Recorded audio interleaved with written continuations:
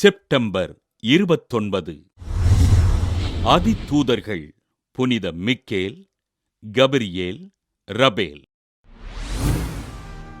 Michael என்ற எபிரேய சொல் கடவுளுக்கு நிகர் யார் என்ற பொருளினை தருவதாக அமைந்திருக்கிறது.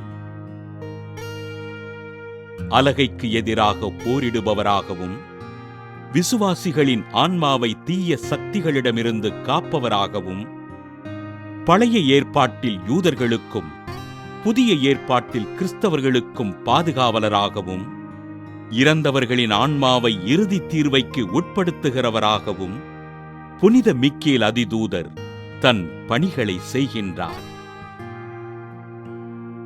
திருச்சபையின் காவலராகவும் திருத்தந்தையின் காவல் தூதுவராகவும் உலகிலுள்ள அனைத்து மலைப்பகுதிகளுக்கும் பாதுகாவலராக புனித மிக்கேல் அதிதூதர் விளங்குகிறார்.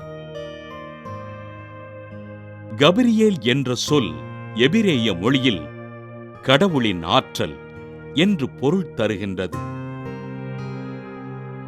திருமுழுக்கு யோவானின் பிறப்பினை சக்கரியாவிற்கும், ஆண்டவர் இயேசுவின் பிறப்பினை மரியன்னைக்கும் முன்னறிவித்த கபிரியேல் வானதூதர், இறைவனின் திருமுன் நிற்கும் 7 வானதூதர்களுள் ஒருவராக தன் பணிகளை செய்கிறார். திருத்தந்தை 12ஆம் பத்திநாதர் 1951ஆம் ஆண்டு கபிரியேல் வானதூதரை ஊடகங்களின் பாதுகாவலராகவும், குறிப்பாக தொலைக்காட்சி ஊடகத்தின் பாதுகாவலராகவும் அறிவித்தார்.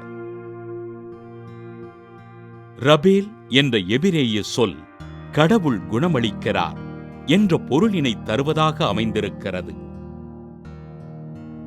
பழைய ஏற்பாட்டில் பெரிய தோபியாஸ் பார்வையிழந்திருந்த போது இவர் புதுமையாக குணமாக்கினார் என்று பதிவு செய்கிறது திருவிவிலியம். தோபியாசனுடைய மகனின் நீண்ட பயணத்தில் வழித்துணையாக சென்ற ரபேல் பயணிகளின் பாதுகாவலராக இருக்கின்றார். ஊனமுற்றோரையும் உடல்நலமற்றோரையும் ரபேல் வானதூதர் குணப்படுத்தியதால் திருச்சபை இவரை நோயாளிகளுக்கும் பயணிகளுக்கும் பாதுகாவலராக அறிவித்தது. வானதூதர்களான புனிதர்கள் மிக்கேல், கபிரியேல், ரபேல் திருவிழாவினை கொண்டாடுகின்ற நாம் நம்மை எதிர்நோக்கி வருகின்ற தீமைகளிடமிருந்து நம்மை பாதுகாக்கும்படி இப்புனிதர்களிடம் ஜெபிப்போம்.